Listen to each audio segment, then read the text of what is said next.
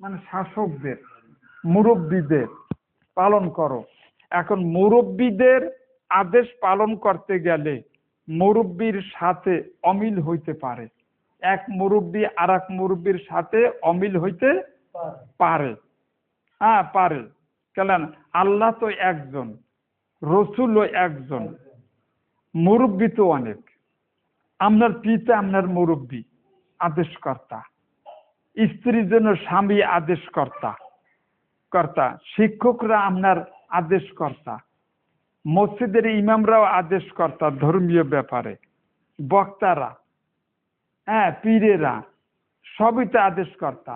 এখানে ইখতিলাফ হইতে পারে, তখন আপনি কি করবেন? এর সমাধানটাও ওই আয়াতের ভিতরে আছে। আপনি একটু 30 পারা কোরআনটা একটু জোগাড় করেন রমজান উপলক্ষে। কি আছে? ফাইন তানা জাগাতুম ফি শাইইন, যদি তোমাদের ভিতরে মতভেদ হয়, ফয়সালা হবে কিভাবে? রুদ্দুহু ইলাল্লাহি ওয়ার রাসূল, আল্লাহ এবং রসুল, মানে আল্লাহর কোরআন এবং রসুল্লাহর সহিহ হাদিসের আলোকে সমাধানটা হবে। এর চেয়ে সুন্দর আর আছে? হ্যাঁ, আল্লাহর কোরআন দিয়ে সমাধান হবে। আমরা ওয়াজ মাহফিলে দেখি মানুষ মৃত্যুবরণ করলে, বা আমরা চোখে দেখি যখন একটা মৃত্যুবরণ করে তখন সে লাশ, আর এই লাশ দুনিয়ার থেকে সে বিচ্ছিন্ন হইয়া গেছে। কোন তার কান এখন বধির হইয়া গেছে।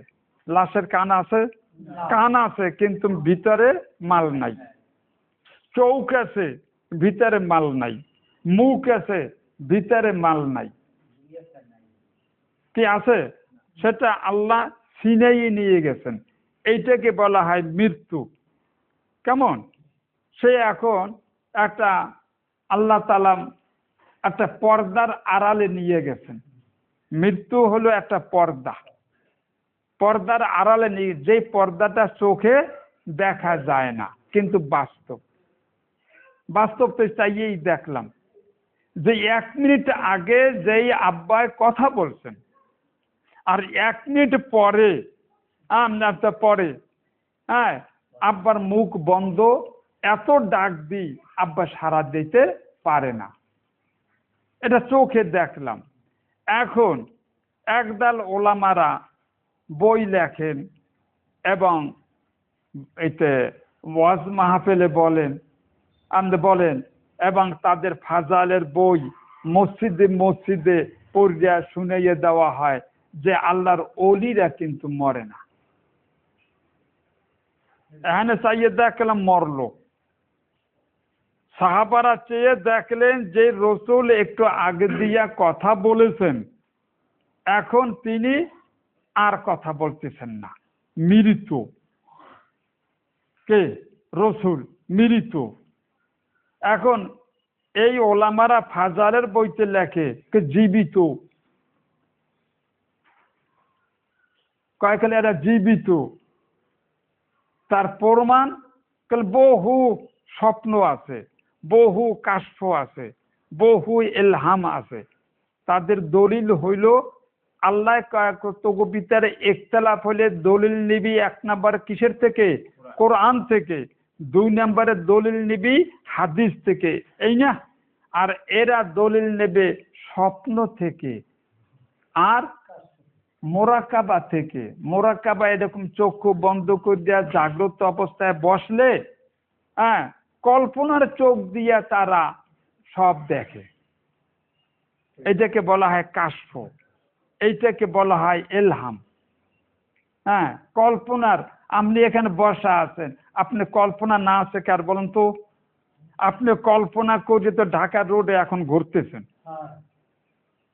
হ্যাঁ, যে কোনো মুহূর্তে আমরা ঘুরতেছেন। এখন এরা কয় ওলি আল্লাহদের এই যে কাশফ, এই কাশফের দ্বারা তারা বহু গায়েবের খবর আমাদেরকে দিয়ে দেন। এবং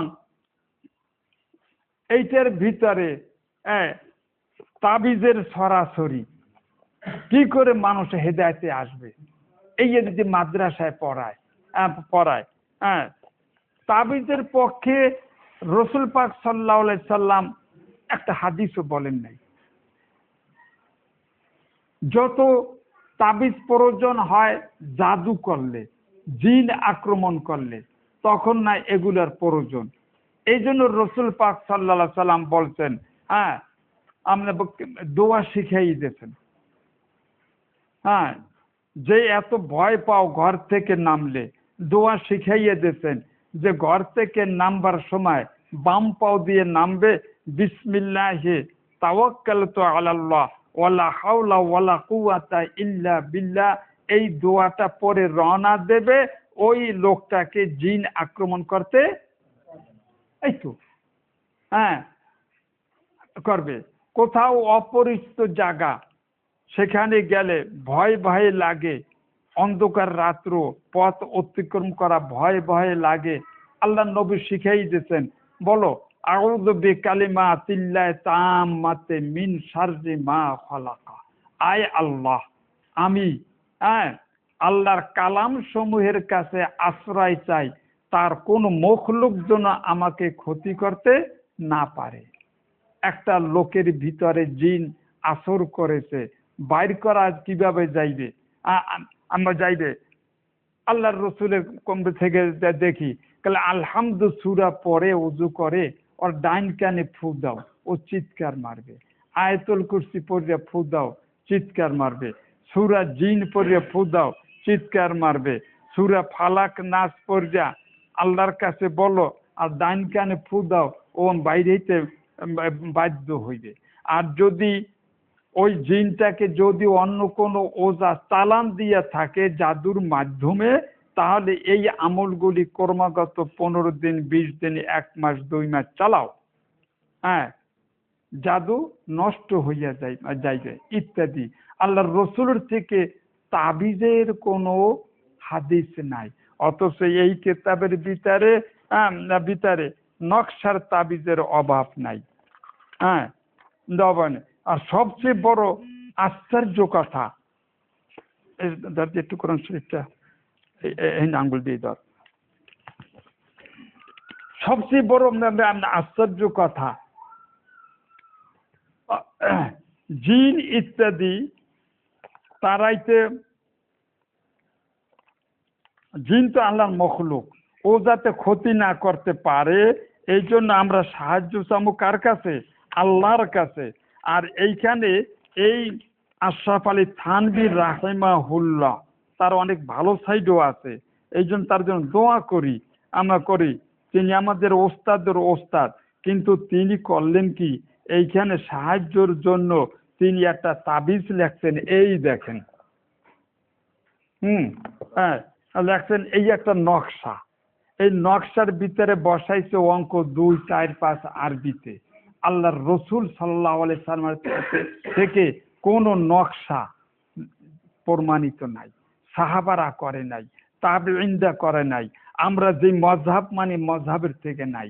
উনি সেই নকশার ভিতরে অঙ্ক বসাইলেন, বসাইয়া তারপরে নিচ দেয়া, হ্যাঁ, না নিচে উনি লেখেন ফেরাউন, কারুন, হামান, সাদ্দাত, নমরুদ, ইবলিস। তাবিজের ভিতরে এই মালাউনদের নামগুলি লেখার কি প্রয়োজন? আমি সাহায্য চাবো কার কাছে?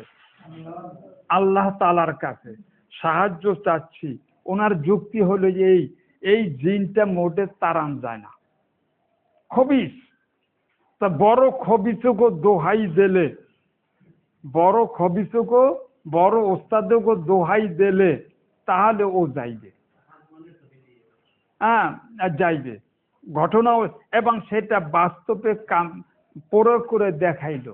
যখনই একটা লোক ফেরাউনের দোহাই তুই নামিয়ে যা, আল্লাহর সাহায্য না চাইলাম কার সাহায্য? ফেরাউন। জিনটা খুশি হয়েছে না বেজার হয়েছে? কি কন? জিনটা তো খবিস, জিনটা তো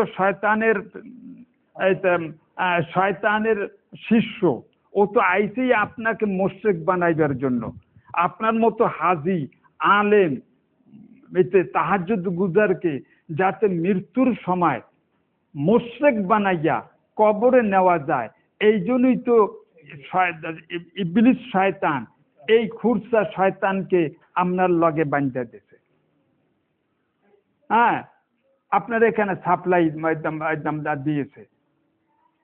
এ সম্পর্কে তো অগণিত আয়াত আছে আছে।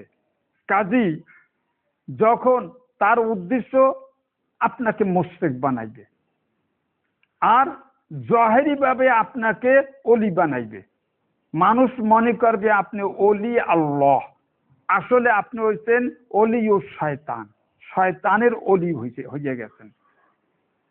জহেরি ভাবে আপনি তাহাজ্জুদ গুজার, আপনি যদি একদিন রাত্রে তাহাজ্জুদ পড়তে না ওঠেন, হ্যাঁ ওঠেন, তাহলে ওই জিন আসে আপনাকে থাবড়ায়। এবং এটা তারা স্বীকার করে, হুজুর আমার লগে যে একটা জিন আইছে এত আল্লাহওয়ালা, হ্যাঁ আমি যদি মাসের নফল রোজা না রাখি তাহলে আমাকে মারধর করে, ভালো জিন না, আমি তাহাজ্জুদ না পারলে আমাকে মারধর করে করে, সে আমাকে কোনোদিন খারাপ বুদ্ধি দেয় না। এমনি ভাবে শয়তান যে কত ছলনা করে মানুষের ঈমান চুরি করে বোঝার ক্ষমতা খুব কম। এবং সে দূর থেকে তার দলের লোকেরা দূর থেকে বহু রোগী সৃষ্টি করে। একটা মহিলার দেহের ভিতরে ঢুকলো, এখন সে বেহুশ হইয়া পড়ে, স্বপ্নে দেখলো এক বুজুর্গ আইয়া বলতেছে, হ্যাঁ না বলতেছে নোমানির কাছে যাইয়া তারপরে পানি পড়া লইয়ায়, তাবিজ লইয়া ভালো হইয়া যাবি। হ্যাঁ, এখন আমি পড়লাম মুশকিলে, কি নবীর তরিকায় পানি পড়া নাই, নবী করিম সাল্লাল্লাহু আলাইহি সাল্লাম কখনো পানির উপরে ফু দিয়েছেন আর সাহাবারা তাই খাইছে, একটা হাদিসও নাই। দোয়া শিখাই দিয়েছেন, তোমার পানি তুমি কি খাবে, পান করবে, পান করার সময় কি দোয়া শিখাই দিয়েছেন, বিসমিল্লাহ, তাই না? বিসমিল্লাহ বলে ওয়ালা বারাকাতিল্লাহ এই শিখাই দিয়েছেন। হ্যাঁ আমার শিখিয়ে দিয়েছেন, কিন্তু নিজে কোনো দিন গেলাসে ফু দিয়া দেন নাই, বোতলে ফু দিয়া দেন নাই, একটা হাদিসও নাই। এখন উনি আসছে আমার কাছে যে হুজুর একটু পানি পড়া দিতেই হবে, আমি স্বপ্নে দেখছি এক বুজুর্গ গিয়ে বলছে আপনি পানি পড়া দিলে আমার মা সুস্থ হইবে, হ্যাঁ সুস্থ হইবে। তাহলে নফসানিয়াত প্রত্যেকের অন্তরে আছে। দেখেন চাল দিয়া কত লোকের এক চালে সে কাজ করতেছে। এখন নোমানি দিয়ে দিল একটা ফু, না ফু দিয়ে পানি খাওয়াইলো, লগে লগে ডেলিভারি, লগে লগে জিন চলে গেল। তাহলে একটা পানি পড়া দিছি, এটাকে সুন্নাত দিছি না বেদাত দিছি? বেদাত। না বেদাতের অ্যাকশনটা পাইছে কিনা? পাইছে। হ্যাঁ, পাওয়ার পরে অত্র এলাকায় মাদারতলি এলাকায় ওই মামুর ওই এলাকায় নোমানির নামের একটা জহুরা পড়ছে কিনা? পড়ছে। তাহলে হ্যাঁ কৃতজ্ঞতা বোধ মানুষের অন্তরের ভিতরে আছে। আমার বউরে আমি পিজি হাসপাতাল পর্যন্ত নিয়া লাখের উপরে খরচ করিয়া এইরকম উপকার কেউ দেখাইতে পারে নাই। সাময়িকভাবে ঔষধ দেশে ব্যথা কমছে, আবার যেই সেই। কিন্তু নোমানির একটু কি আল্লাহর ওলি কি জানি না, একটুখানি পানি পড়া দিল, খাইলো, আমরা খাইলো, হ্যাঁ একটা টোটালি ব্যথাটা চলে গেল। তা কাজী এই কৃতজ্ঞতার স্বরূপ যদি ওখানে 1 লাখ খরচ করছি, এখানে নোমানির ওখানে তার বাড়িটা বিল্ডিং করে দেওয়ার জন্য ও তা না, নোমানির ঘরটা আমি বিল্ডিং করে দিব, 10 লাখ লাগুক আর 15 লাখ লাগুক, আমার বাড়ি বিল্ডিং হইবে কিনা বলেন? হ্যাঁ, আল্লাহ তাআলা বলেন, এ জিন, হে জিনের ওলিরা, দরবেশ সাজ্জা, হে ইনসান, দরবেশ সাজ্জা জিনের বন্ধু হইছো, আমরা হইছো দরবেশ সাজ্জা, লাভটা পাইছো কি? কালে কলু ইস্তামতাআ বা'দুনা বিবাদ।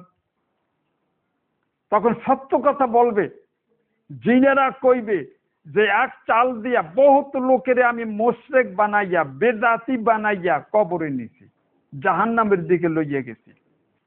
আর এই ইনসান গুলাই কইবে যে অগ কথা অনুযায়ী পানিতে ফু দিছি আমি।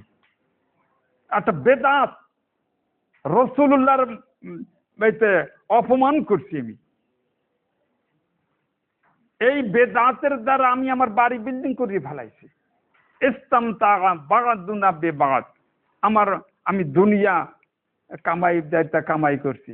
আল্লাহ তাআলা বলবেন, উভয় কি বলবেন, মাওয়াকুমুন নার, যা, হ্যাঁ দুনিয়া কামাই করেছে পেয়েছো, আখিরাতে তোর কিছুই নাই, জাহান্নামে চলে যা। আজ থেকে মানুষ অমিয়া এই জন্য বলা হয় যে মদে খাইলে উপকার আছে। আল্লাহ তাআলা ফি হিমা মানাফি, মদ এবং লটারি এর ভিতরে উপকারিতা আছে, আছে, কিন্তু ক্ষতির সাইডটা জঘন্য। এই জন্য শরীয়তে এটা কি হারাম, হারাম। ঠিক তদ্রূপ অনেক জিনিস আছে বাহ্যিক ভাবে উপকার পাওয়া যায়, এই তো গেল পানি ফু, অথচ রসুল পানিতে ফু দেন নাই, রসুল সুতা তাগা পর্যা ফু দেন নাই, কোন বস্তুর উপর ফু দেন নাই, ফু দিয়েছেন সরাসরি রোগীর গায়ে। কোথায় দিয়েছেন ফু?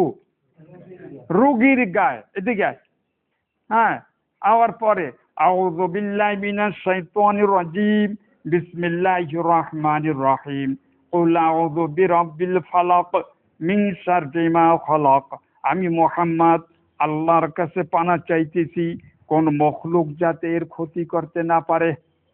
অমিন শাররি গাসিকিন ইযা ওয়াকাব, জিন আক্রমণ করে, বেশিরভাগ জাদুটনা করে রাত্রে, রাত্রে যাতে এই লোকটাকে কেউ ক্ষতি করতে না পারে। হ্যাঁ, অমিন শাররিন নাফাসাতি ফিল উকাদ, উকাদ মহিলা জিনেরা যাদেরকে পরি বলো তোমরা, ওরা এতে রশিতে কুফরি কালাম পড়ে পড়ে গিট দেয়, ফু দেয়, সেহের এবং জাদু করে, ওরা যাতে আমাকে অথবা আমার এই সামনের রোগীটাকে ক্ষতি করতে না পারে, আল্লাহর কাছে আমি সেই জন্য সাহায্য চাচ্ছি। অমিন শাররি হাসিদিন ইযা হাসাদ, হিংসুকদের না হিংসা করে যেন আমাকে কোনো ক্ষতি করতে না পারে, আমি আল্লাহর কাছে কি করতেছি না, বিসমিল্লাহির রহমানির রহিম, কুল আউযু বিরাব্বিন নাস মালিকিন নাস ইলাহিন নাস। আল্লাহ তাআলার তিনটা গুণবাচক নামের ওসিলা দিয়া আল্লাহর কাছে আমার নবী মুহাম্মদ প্রার্থনা করতেছেন, আয়া আল্লাহ, কুল আউযু বিরাব্বিন নাস, তুমি হইলা সারা জগতের একমাত্র রব, ইলাহিন নাস, তুমি হইলা একমাত্র মাহবুদ, মালিকিন নাস, তুমি হইলা সত্ত্বাধিকারী একমাত্র মালিক, মিন শাররিল ওয়াসওয়াসিল খান্নাস, এ আল্লাহ আমাদের গায়েবী শত্রু রয়েছে জিন খান্নাস, আল্লাযী ইউওয়াসবিসু ফি সুদুরিন নাস, আমাদের কলবের ভিতরে ওয়াসওয়াসা দিয়ে আমাদেরকে বিপদে ফেলায়। তোমার কাছে আল্লাহ এই গোপন শত্রু যেন কোনো ক্ষতি করতে না পারে পানা চাচ্ছি। মিনাল জিন্নাতি ওয়ান নাস, এবং এই খান্নাস জিনের ভিতরেও আছে, মানুষের ভিতরেও আছে, হ্যাঁ আছে। ফু এ করে আল্লাহর রসুল কি করতেন, নিজেরটা নিজে কিভাবে করেছেন, এই দুইটা সূরা পড়ে নিজের দুই হাতে ফু দিয়া মাথা থেকে তারপরে চেহারা মুছে করতেন, খালাস। হ্যাঁ, আর সামনে রোগী আসলে ওর হ্যাঁ গায়ের উপরে ফুটা ছেড়ে দিতেন, নামটা দিতেন, শিখাইয়া দিতেন। তিনি তো কোনো সময় সুতো টাকা পড়ে দেন নাই। আর এখন এক বুজুর্গ আইয়া আপনাকে স্বপ্নে দেখাইলো, হ্যাঁ একটা তাবিজ লইয়া, হ্যাঁ আর তাবিজ লইয়া। আমার এক ছাত্র, ওর নাম হইল খুলনা আলিয়া, যখন আমি শিক্ষক, হ্যাঁ, কয়েকদিন ক্লাসে আসে না। ছাত্রটা ভালো, ব্যাপার কি, ওর বাড়ি হলো এই কাছাকাছি, এক রোডের কাছে। ওর বাপে দর্জি কাজ করে, আমাদের জামা টামা বানাই দেয়। তো একদিন আসর নামাজ পড়ে, তা তিনজন শিক্ষক, আচ্ছা চলেন যে ওই চানমিয়ার কাছে, তার ছেলেটা মাদ্রাসায় আসে না কেন। গেলাম, সংক্ষেপে বলি। যাওয়ার পরে হুজুর ওই তো পাগলের মতো বসে রয়েছে। ডাক্তাররা, বহু ডাক্তার দেখাইছি, ঔষধ দেয়, কোনো অ্যাকশন পাই না। আর ঔষধ আমি ছাড়া ওরে কেউ খাওয়াইতেও পারে না, একটু মানে আমাকে, এছাড়া কেউ কেউ মানবে না, খাইবে না, ঘুমাইবে না, ওই রকম থাকে না থাকে। তখন আমি যাওয়ার পরে আমাকে বলল যে হুজুর আমি তো আপনার কাছে যাইতে চাইছিলাম, কেন, একটু হাফিজ হুজুরকে দেখাবো, তা আপনার সাথে হাফিজ হুজুরের যোগাযোগ? আমি বললাম হ্যাঁ, পত্রিকায় দেখলাম বর্তমানে হাফিজ হুজুর আছেন যশোরে অমুক জায়গায়।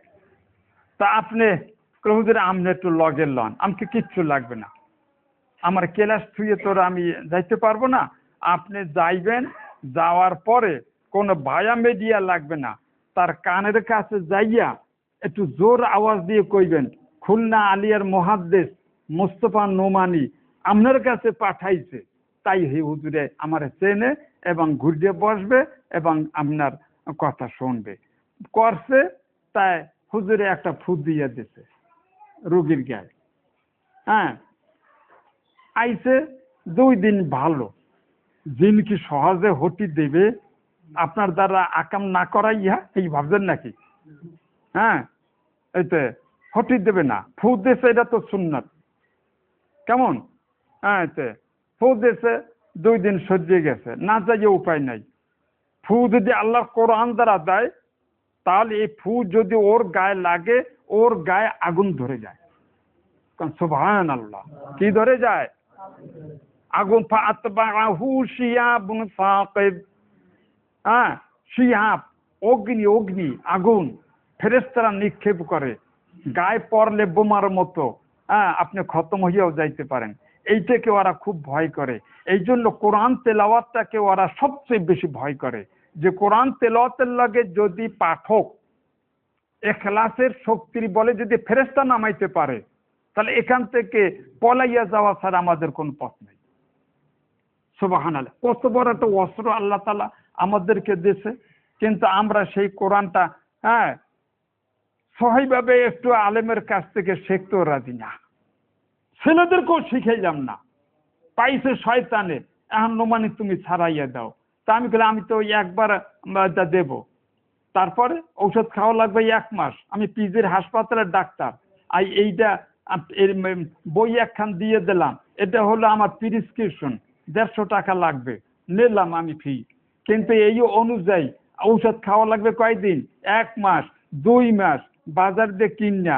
এখন যদি রোগীতে যদি সেই ঔষধ না খায়, তো পিজির হাসপাতালের ডাক্তার করবেটা কি? করার আছে কিছু? হ্যাঁ, তা আপনার রোগীকে আমি বললাম তো 5 ওয়াক্ত নামাজ মসজিদে পুরুষ হলে মসজিদের জমাতের সাথে আদায় করতে হবে, এই একটা অস্ত্র। এইটাকে জিন বড় ভয় করে। হ্যাঁ, কেমন? হ্যাঁ, আর মহিলা হইলে ঘরে পড়বে 5 ওয়াক্ত নামাজ পড়তে হইলে, পড়তে হইবে, সহিভাবে উচ্চারণ করতে হইবে। হ্যাঁ, আউল ফাউল উচ্চারণ করলে করবে, নামাজও কবুল হবে না, ফেরেশতাও আসবে না, জিনও যাবে না। হ্যাঁ, যাবে না। এখন আপনার রোগীতে না সহিভাবে কোরআন পড়তে পারে না, আয়াতুল কুরসি বুঝে না, নাস ফালাক চেনে না, তাহলে এখন রোগ সুস্থ হইবে কিভাবে? রোগীটা হাসপাতালের ডাক্তার করবে দেখি খাওয়ার যোগ্য। এই জন্য দায়ী হলো আপনি। আপনি দুনিয়া খাওয়ার লোভে পড়িয়া আপনার মেয়েটাকে, আপনার ছেলেটাকে আপনি ধ্বংস করিয়ে দিলেন, শয়তানের সুযোগ করিয়ে দিলেন, করে দিলেন।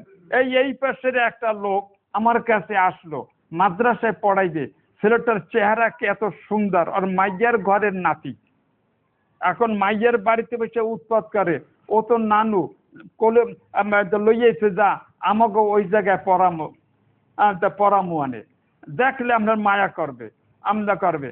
আমার কাছে আইছে একবার সুস্থ ভালো, কালকে থেকে ক্লাস করবি? হ্যাঁ হুজুর করবো। হ্যাঁ করবো। যা ওই লাইব্রেরিতে যাও, সুবহান সাহেবকে বলো, আমার কথা বলো, সরকারের মাগনা বই এক সেট দিয়ে দেবে, আনে নিয়ে যাও, কাল থেকে তুমি রেগুলার ক্লাস এখানে করবা। হ্যাঁ সব ঠিক। একদিন দুদিন ক্লাস করলো, করলো, কিন্তু ঔষধ তো রেগুলার খাইতে হইবে। এই যে আয়াতুল কুরসি, এই যে ফালাক নাস, এই যে ঔষধগুলি, এগুলো তো আমি এক ডোজ খাওয়াই দিছি উপস্থিত। হ্যাঁ ঠিক আছে, 3 দিন পরে আবার আরেকটা ডোজ খাওয়ান লাগবে না? এর পর দিন আবার আরেকটা ডোজ খাওয়ান লাগবে না? 1 মাস খাওয়ান লাগবে না? করবে কেডা? হ্যাঁ করবে কেডা? এখন যেই ওইখান থেকে আশা ধরছে, এই দেখে আমাদের ওই হাসপাতালের ওই জায়গায় আমাদের বাগের ভিতরে সর সর করে উপর থেকে কেরা জানি নিচে নামতেছে, আর তো চিল্লা ফেল্লা আরম্ভ করে দিল। ও কি সহজে হার মানবে? হ্যাঁ যাই হোক, আমার কেচ্ছায় অনেক কেচ্ছায় আসছে যায়। তাহলে ওই চান মিয়া একটা ফু দিয়ে দিল, ভালো হইলো, আবার ওই বুতলাম দিয়া থাকে, থাকে। এবার চান মিয়া মাদ্রাসায় আসলো, ও ছেলেটার নাম মামুন। হ্যাঁ এখন মাদ্রাসায় আসলো, হুজুর আপনার এবার লগে যাইতে হইবে। হ্যাঁ আমি বললাম, পত্রিকার এখন জানি হুজুরে আছে এখন লালবাগে, আপনি নাইট কোর্সে বা এখন আপনি সোজা আপনি ওখানে চলে যান। কেন আপনার যাইতে হইবে? আমি বলি, দূর বেটা, আমি করি একটা সরকারি মাদ্রাসা প্রিন্সিপালের অধীনে, সব বিএনপির, আমি করি খেলাফত আন্দোলন, আমার চাকরি ঢুকাইছাও। হ্যাঁ আমার চাকরি ঠিক রেখে না আমি ওটা করি, লাগবে না, তুমি আবার যাও। হ্যাঁ যাই হোক, আগেও যেরকম আমার কথা বলছো আবার এরকম কবা। হ্যাঁ তো আর লইয়া গেছে, যাইয়া কাকালে, হুজুর স্বপ্নে দেখলাম এই শয়তান কিভাবে মানুষকে শিরকের দিকে নিয়ে যায়, পথ ভ্রষ্ট করে, জাহান্নামের দিকে নিয়ে যায়।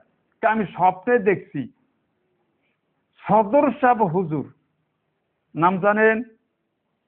হ্যাঁ মাওলানা শামসুল্লাহ গহরডাঙ্গার লালবাগ মাদ্রাসার প্রতিষ্ঠাতা প্রিন্সিপাল বা মোহতামিম, ওই আমলে পাকিস্তান আমলে, হ্যাঁ শেখ মুজিবুর রহমানের মুরব্বী, তার এলাকা গহরডাঙ্গার লোক। তো মাওলানা শামসুল্লাহ বাঘা পুরুষ, আইয়ুব খান পর্যন্ত তাকে ভয় করত, এবং আশরাফ আলী থানভীর খলিফা, এবং এই বইটা থানভীর লিখেছেন, উনি বাংলায় অনুবাদ করেছেন।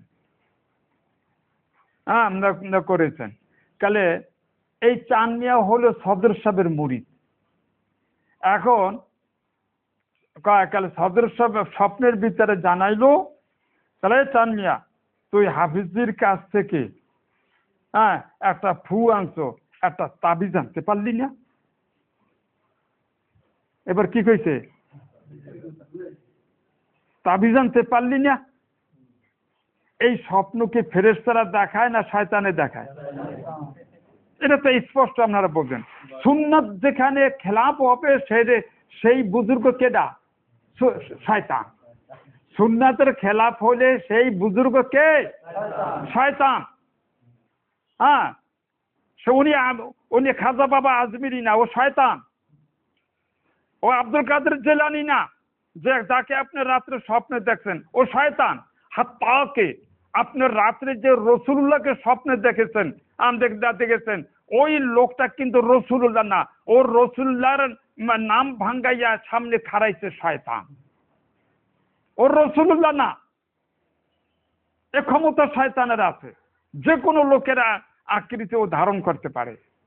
হ্যাঁ হাদিসে এতটুকু বলা হয়েছে, রসুল্লাহ অরিজিনাল ছবিটা শয়তান ধারণ করতে পারবে না। তা আপনি তো শয়তান তো জানে যে এই নুরুজ্জামান অরিজিনাল নবীর জীবনও দেখে না, কাজে রফিক এলাকার ছবি একটা কারাওটা খারাইলি ও কইবেন যে হ্যাঁ এই আমার মামুই রসুল্লাহ, এই নানাই রসুল্লাহ, এই ওটা জানা আছে। তা কাজেই যারা গফাইয়া বেড়ায়, এই ফাজাইলের বইয়ের ভিতরে অসংখ্য শিরকি ওয়াজ লেখকে মানুষকে পথভ্রষ্ট করতেছে। লেখে অমুক বুজুর্গ স্বপ্নে দেখেছেন রসুল্লাহ তাকে এই একটা দুরূদ শিখাইয়ে দিয়েছেন যে 1000 বার পড়লে জাহাজটা বন্যার কবল থেকে উদ্ধার পাইয়া তোরা দেশে যাইতে পারবি।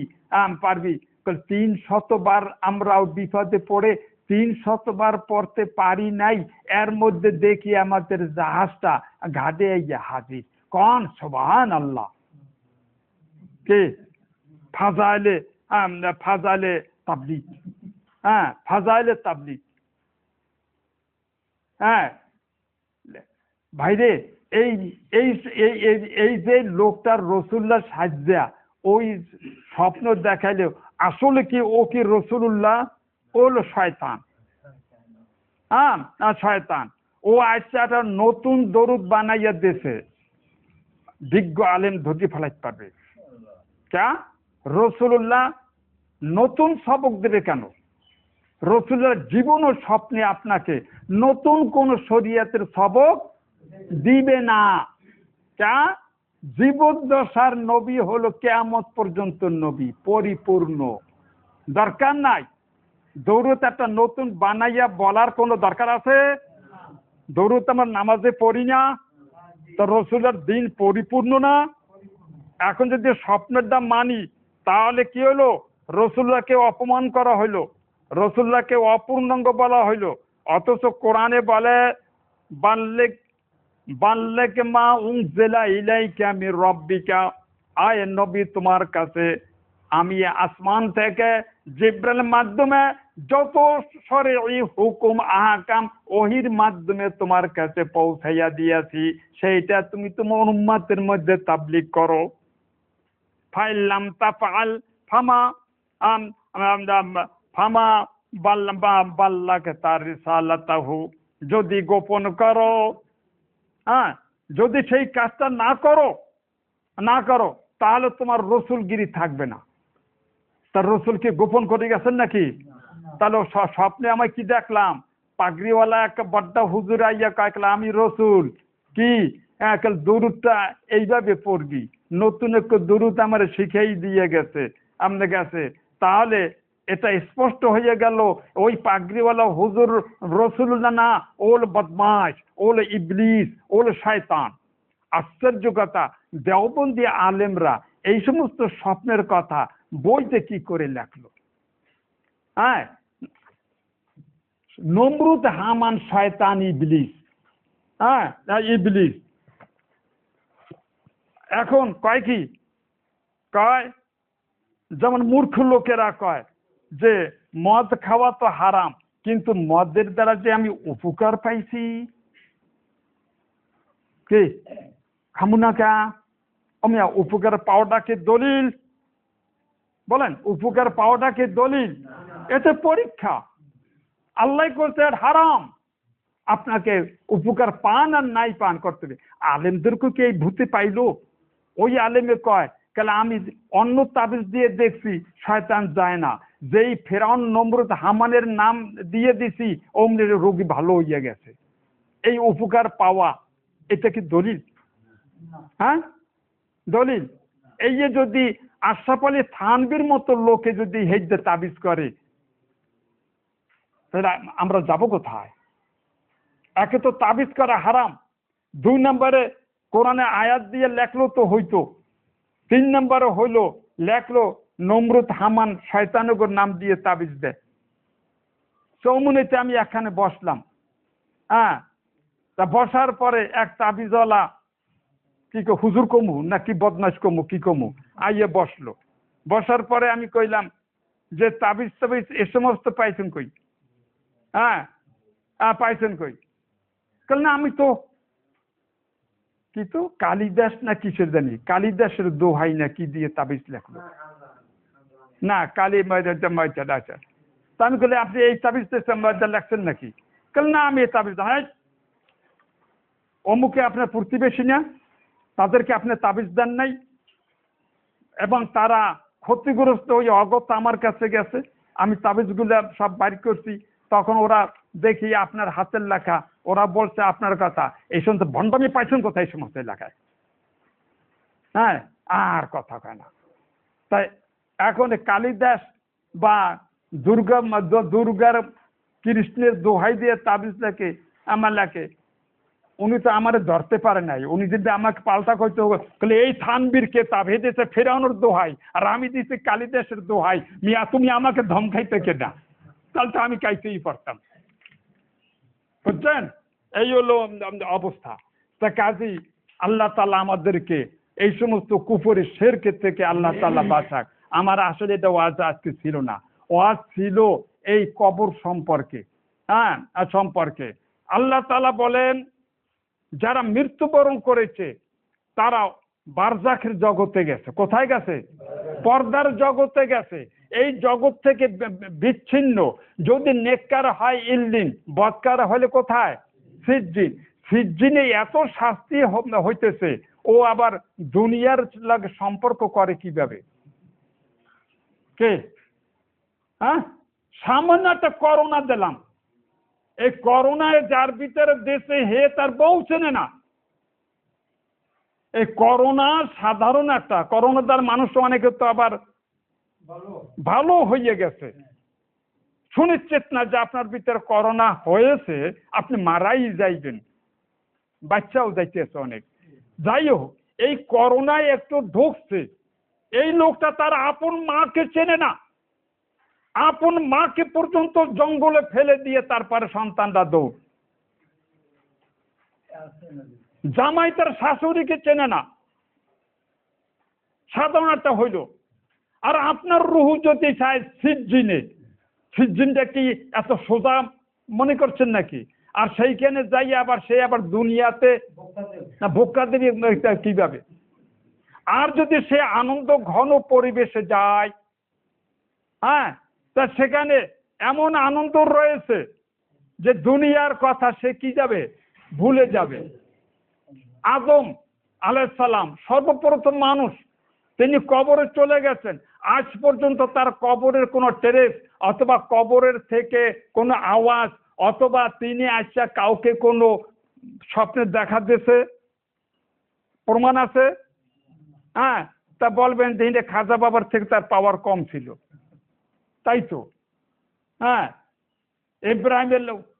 ইব্রাহিম, মুসা, ঈসা, দাউদ, সুলাইমান, কত নবীরা চলে গেল, কত সাহাবারা চলে গেল, দুনিয়ার সাথে কোনো সংযোগ নাই। কিন্তু দেওবন্দি আলারা আবিষ্কার করেছে কবরে বসিয়া তারা ফয়েজ দিতে পারে। কি দিতে পারে? ফয়েজ দেয় কবরে বসিয়া। কবরে ওখানে যাইয়া কাশফুল কুবুর দেওবন্দির একটা বেদাতি শিরকি একটা সবক বানাইছে। এই নিয়াত করিয়া চোখ বন্ধ করলে কবরের লগে যোগাযোগ হইয়া যায়। সুবহানাল্লাহ কান্না অজি করবো না, যা কই সুবহানাল্লাহ কইতে হেরা কান্না হচ্ছে বলে এ ওয়াজ করা যায়। এই কারিশর আলাম দেন, আমি আরে অজি করব।